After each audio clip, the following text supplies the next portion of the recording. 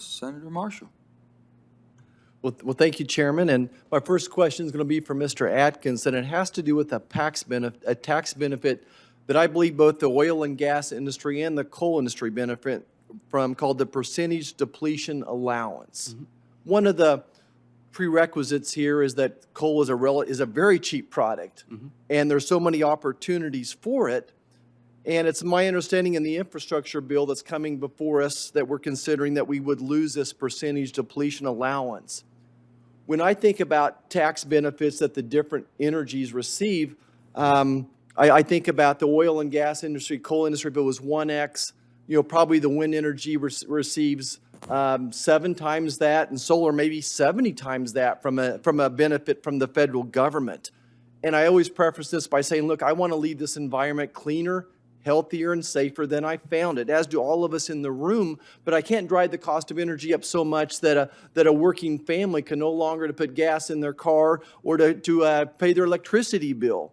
Am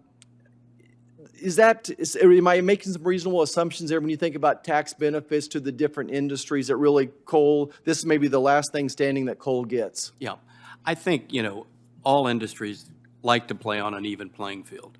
And I'm afraid, as we've gone on over time, that playing field keeps changing. Obviously, today, the thumb on the scale is obviously weighted toward renewables. It's being taken off of any of the fossil fuels. And I think the way we've tried to approach it, obviously, we are in favor of all incentives that can be given for any form of production in this country. I don't care whether it's wind, solar, coal, fossil fuel. They all create jobs. They're all critical to our national strategic interests, and they should all be fostered. What we've tried to do is to sort of take away from the equation, the notion that somehow carbon is bad. Carbon is not bad. There are issues, obviously, when you combine a carbon with an oxygen molecule and you have CO2, and we understand that. So we're trying to basically move beyond that thesis and really step outside into something modestly transformational where we say, all right, let's look at the carbon inside of something that is today in disfavor, frankly, and see if we can turn, I hate to use this phrase, sort of a diamond in the rough. So, coal is a diamond is basically coal that's done well under pressure. So essentially that's what we're trying to do.